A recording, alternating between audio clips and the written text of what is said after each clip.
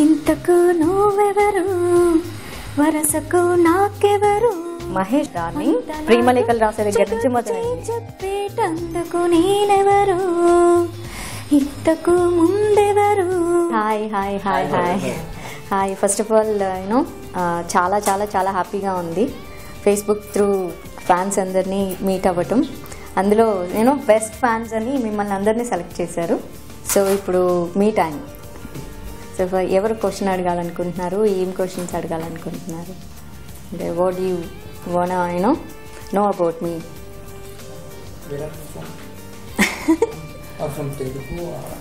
100% Telugu. So basically మా parents and grand parents all family Telugu. కానీ నేను మా డాడీ రైల్వే జాబ్ వల్ల నేను కర్ణాటకలో పుట్టి అండ్ మహారాష్ట్రలో పెరిగి మళ్ళీ ఆంధ్ర వచ్చి అక్కడ చదువుకున్నాను. రైట్ నౌ మా పేరెంట్స్ కర్ణాటకలోనే ఉంటారు. సో నేను కన్నడ తెలుగు రెండు మాట్లాడగలను. అనుకోకుండా ఆపర్చునిటీ వచ్చింది. సో లక్కీలీ అనుకోవచ్చు. అంటే ఆ క్యారెక్టర్కి నేను యాప్ట్గా సూట్ అవుతానని ఒక ఫోటోగ్రాఫ్ చూసి రవి గారు ఫస్ట్ డిసైడ్ అయిపోయి అండ్ 10 days వెతికారనమాట. సో ఐ వాజ్ న్యూ కదా, సో నా ఫోన్ నెంబర్ కాంటాక్ట్స్ అవన్నీ కష్టం. సో లాస్ట్ ఒక 3 days ఓపెనింగ్ ఉంది అన్నప్పుడు నా కాంటాక్ట్ దొరకటం అండ్ రవి గారిని మీట్ అవ్వడం చూడగానే చాలా భయం వేసింది. అండ్ నచ్చవలే తర్వాత ఎందుకు మూవీస్ చేయలేదనే కదా, ఎడ్యుకేషన్ కోసం నేను గ్యాప్ తీసుకోవాల్సి వచ్చింది. I finished my MA Sociology and MSc Fashion Technology. I'm done my double masters. So ఎడ్యుకేషన్కి ప్రొఫెషన్కి కొంచెం సింక్ అవ్వలేదు. So took a long break. మీకు ఇష్టమైన హీరో ఎవరితో చేయాలనుకుంటున్నారు? బన్నీ ఫిల్మ్స్ చేయాలని ఉంది. ఎందుకంటే లైక్ హీరోయిన్ క్యారెక్టర్కి ఎక్కువ ఇంపార్టెన్స్ ఉంటుంది, ట్రీట్మెంట్ బాగుంటుంది మూవీస్లో, అందుకని చేయాలని ఇష్టం. And I like Pavan Kalyan. అలా విన్నారా? ఎవరు చెప్పారు? బయట వాళ్ళు చెప్తూ ఉన్నారా? ఓకే. గాసిప్పా? ఇలాంటివి కూడా గాసిప్లు చెప్పుకుంటారా? సో సరదాగా ఒకసారి మన ఫేస్బుక్లోనే నేను ఒక పాట పాడి పెట్టాను. చాలా షేర్స్, చాలా లైక్స్ వచ్చాయి. అప్పుడు పేజ్ కూడా లేదు, ఓన్లీ ఐడి ఉండింది. సో అప్పుడు ఒక మంచి సాంగ్ పెట్టి పోస్ట్ చేశాను. సో అప్పుడు ఇన్స్పైర్ అయ్యాను అనమాట, ఓకే నేను కూడా పాడొచ్చు అని.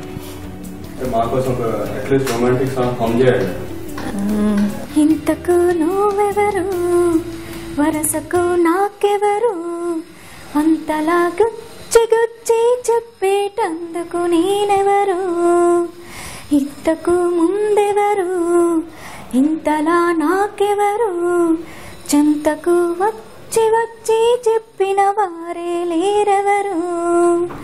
ఒక నిమిషం కోపంతో మరు నిమిషం నవ్వులతో నన్ను మురిపిస్తావు మరిపిస్తావు ఎందుకు, నీ పంతం ఏమిటని, ఈ బంధం ఎవరిదని నేనాలోచిస్తే బదులే దొరకదు ఎంతకు. అంతే.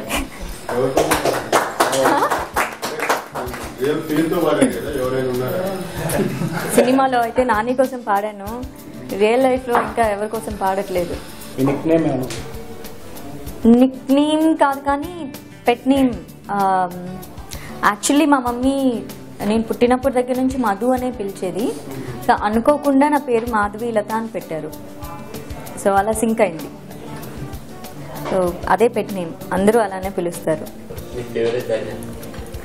ఫేవరెట్ డైలాగా కొంచెం గుర్తు తెచ్చుకోవాలి కదా.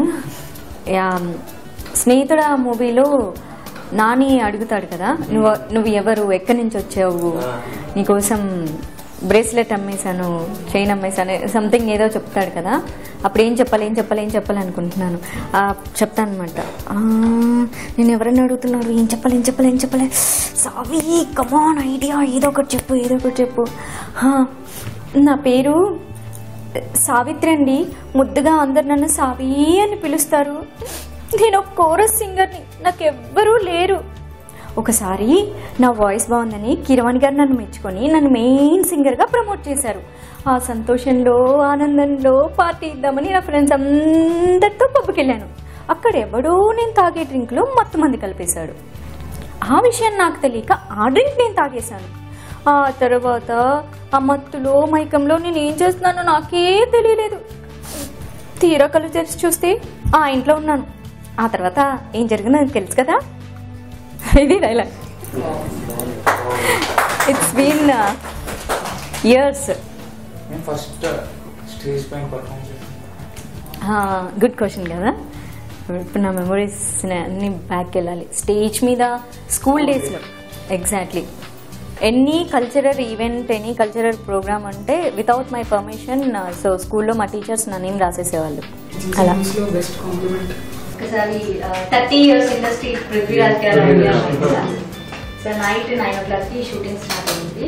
ఒకటే సీన్ ఉంది. పృథ్వీరాజ్ గారు మా కాంబినేషన్ అయిన పోలీస్ ఇన్స్పెక్టర్ క్యారెక్టర్ చేసి సో నాని నన్ను స్టాప్ చేస్తారు. అప్పుడు పెద్ద డైలాగ్ చెప్తాను. సో అరౌండ్ 9:40కి షార్ట్ అయిపోయింది. సార్ మీకు ప్యాకప్ అని చెప్పేశారు డైరెక్టర్. ఆయన షాక్, అదేంటి అలా ఎలా అయిపోయిందంటే అమ్మాయి డైలాగ్ చెప్పేసింది కదా సార్, అయిపోయింది షార్ట్ ఓవర్ అని. అండ్ ఫస్ట్ టైం కో డైరెక్ట్కి వెళ్ళి చెప్పారంట. 25 years అయింది ఇండస్ట్రీలో వచ్చి, సింగిల్ టేక్లో డైలాగ్ చెప్పిన ఆర్టిస్ట్ని నేను చూడలేదు అని. సార్ ఆ అమ్మాయికే చెప్పు అంటే వచ్చి చెప్పారు. So that was my first feel. And మా డైరెక్టర్ చాలాసార్లు చెప్పారు సింగిల్ టేక్లో డైలాగ్స్ చెప్తానని. అండ్ ఆఫ్ కోర్స్ నాని కూడా చెప్పేవారు. This is the toughest question. నాకు ప్రస్తుతానికి ఏం అనుకోవట్లేదు, చూద్దాం. ఎవరు లేరు. I'm so sorry. I'm alone. That's why I'm so happy. I don't want to get into relations also. Ideal husband అంటే ఏదో లైక్ స్కూల్ కాలేజ్ డేస్లో ఉన్నప్పుడు చాలా ఉన్నాయి, కానీ పెళ్లి చేసుకోవాలని ఇంట్రెస్ట్ లేదు, కానీ ఏదో కొన్ని క్వాలిటీస్ కావాలని ఎక్స్పెక్ట్ చేస్తాం కదా. అవి ఇప్పుడైతే ఏం లేవు, సీరియస్లీ ఏం లేవు. అంటే నాకు కొంచెం కోపం ఎక్కువ, కొంచెం కాదు బాగా కోపం ఎక్కువ. సో నన్ను ప్రేమించే కంటే నన్ను అర్థం చేసుకుంటే చాలా బాగుంటుంది అనుకుంటాను. That's it.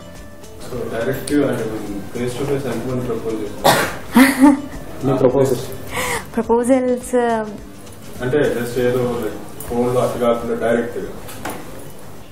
Face to face అంటే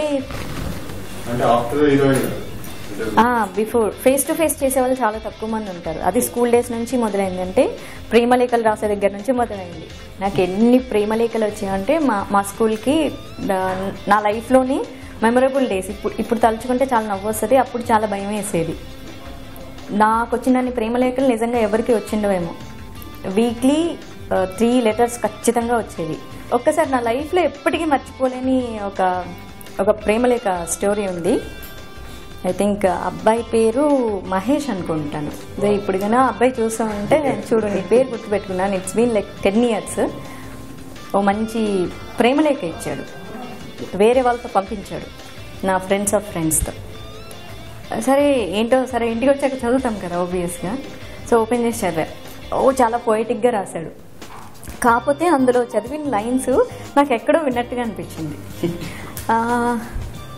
ప్రేమించుకుంది కాదు, ప్రీతి జింట వెంకటేష్ ఫిలిం ఒకటి ఉంది కదా, ప్రేమంటే ఇదేరాలో ఒక సాంగ్ మధ్యలో డైలాగ్స్ వస్తాయి, 2-3 డైలాగ్స్. ఆ డైలాగ్స్ ఉన్నాయి అందులో. బట్ ఓకే, స్టార్టింగ్ ఎండింగ్ తన స్టైల్లో మంచి ప్రేమలేఖ రాశాడు. అండ్ మా కజిన్ విని అబ్బాయి ఎంత బాగా రాశాడో మధు, ఓకే చెప్పేసేయండి. ఏంటి ప్రేమలేఖకి ఓకే చెప్పాలా? అసలు I want to know about that guy. అంటే ఇంట్రెస్ట్తో కాదు, కోపంతో. నాకు కొట్టేయడం తిట్టేయడం బాయ్స్ని అంటే చాలా ఇష్టం అప్పుడు. సో వెళ్ళిపోయాను. నెక్స్ట్ డే వెయిట్ చేశాను, నాకు తెలుసు వస్తాడని. వచ్చాడు, చింపి చేతిలో పెట్టాను. నీకు ఎంత పొగరు అన్నాడు. ఎస్ నాకు పొగరు అని. నాకేం తక్కువ అన్నాడు.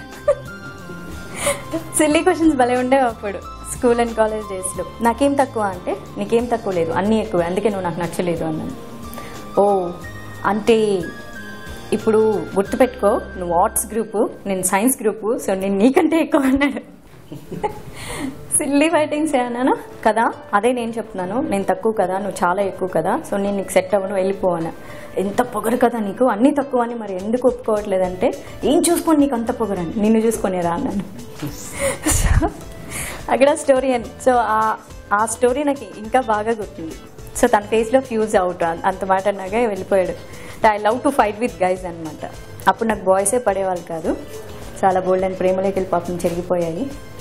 అండ్ ప్రపోజ్ చాలామంది చేసిన వాళ్ళకి ఆబ్వియస్లీ అందరికీ నువ్వు చెప్పేశాను. Best friend Yeah, this is a good question. I call her darling. Her name is Harita. Just మన 5th తనకి మ్యారేజ్ అయింది కర్నూలులో. I was there. And 8th ఇంకా 1 వీక్ మ్యారేజ్ వర్క్స్ ఉంటాయి కదా, సో మీ అందరినీ కలవటం కోసం నేను వచ్చేసాను కర్నూలు నుంచి హైదరాబాద్కి. So she my bestest and best ever. Past from 11 years మేము best friends. She was there in all my struggles. స్టార్ని కలిసినప్పుడు మాకు ఎక్సైటింగ్ ఉంది. లైక్ మీకు అట్లా ఎవరైనా వీళ్ళతో కలిసి మాట్లాడాలి అట్లా స్టార్ ఉన్నారు? Not dream star actually, but still I have a dream. I want to meet Mr. Pawan Kalyan. So that's a dream. So okay, fine. మీ అందరికీ నా తరఫున